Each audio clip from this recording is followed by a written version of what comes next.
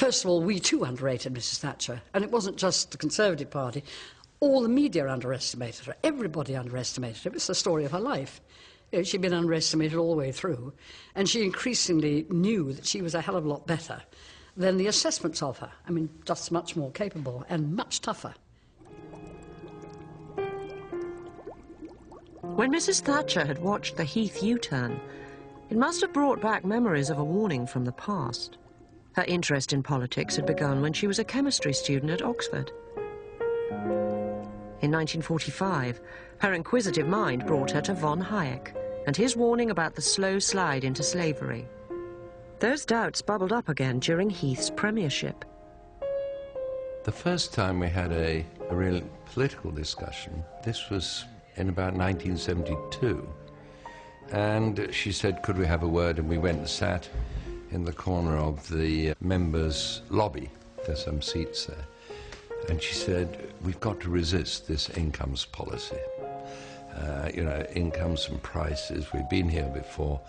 I'm fighting it in the cabinet. I need the help of people outside. I didn't think she suddenly had a dramatic conversion. She supported the Heath Manifesto. What happened was that the leadership abandoned the policy, and that's what she didn't like.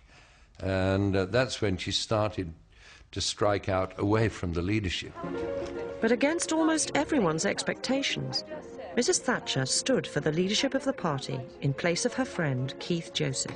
Can you say whether or not you think you'll get the 139? No, I make no promises at all. Can you tell us what you think? And if, by the way, he'd been prepared to stand for the leadership, she would not have stood. It was only after he announced subsequently that he wasn't going to be a candidate that she said, well, somebody who thinks like us has got to stand, and so she threw her hat in the ring. Margaret Thatcher was a surprise to everybody, I think.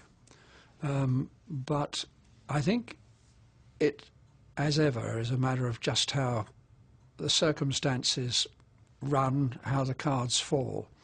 Ted did not see after his defeat that he really ought to go. He took the view that the country was in the wrong and that he was in the right, and everyone would come to their senses sooner or later. But who was going to stand against him? There was a great reluctance to do so. And in the end, it was Margaret Thatcher who put herself forward as the candidate. In desperation, some of them think, well, we'll then have a stalking horse to show that there is a good deal of unrest about Ted Heath's manner of controlling the Conservative Party and leading the country, and they fall upon Mrs. T. She's the only person who's willing to do it. Or not the only person, but the only person of any substance who's willing to do it.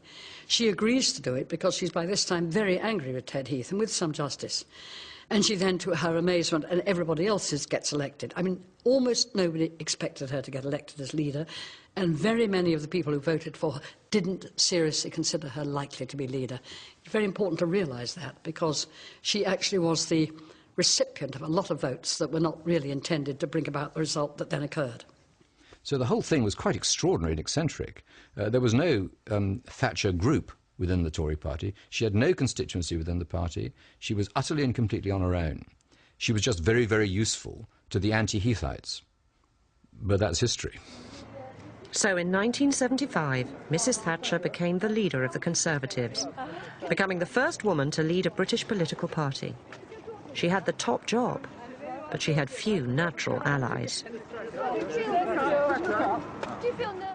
I mean, she simply was an outsider in every sense. And I think that everything she achieved in spite of her personality and in spite of her likability, which is not very high. She had no real friends.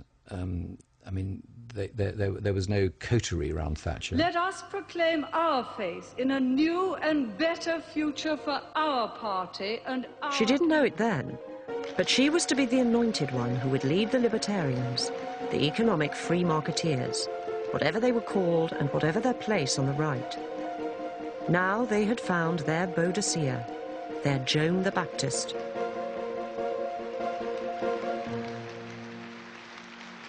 Whenever anything great occurs, there's always got to be a union.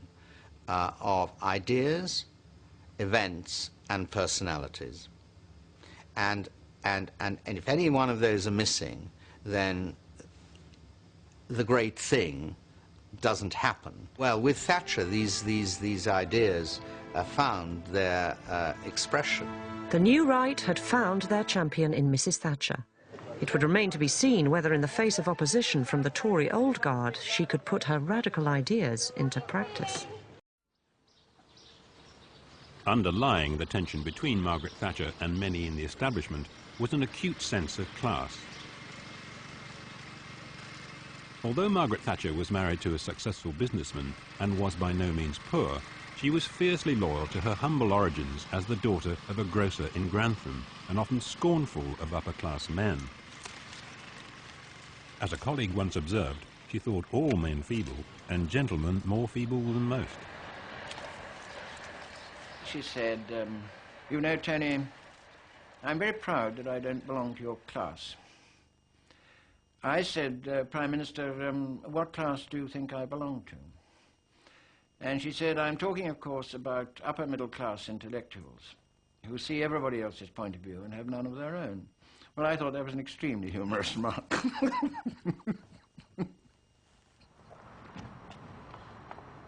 Margaret Thatcher regarded her patrician colleagues as typical of the feckless English upper classes.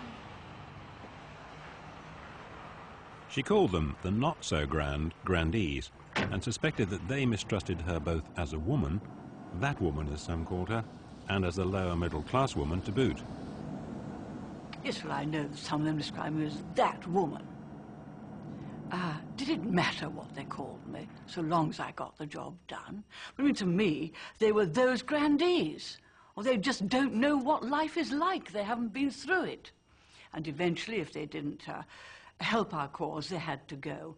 But it didn't bother me too much that they were a little bit patronizing like that. Frankly, the people who are the true gentlemen deal with others for what they are, not for who their father was. Let's face it, maybe it took that woman to get things done, and the real reason why they said it, because they knew they just hadn't got it within them to see things through.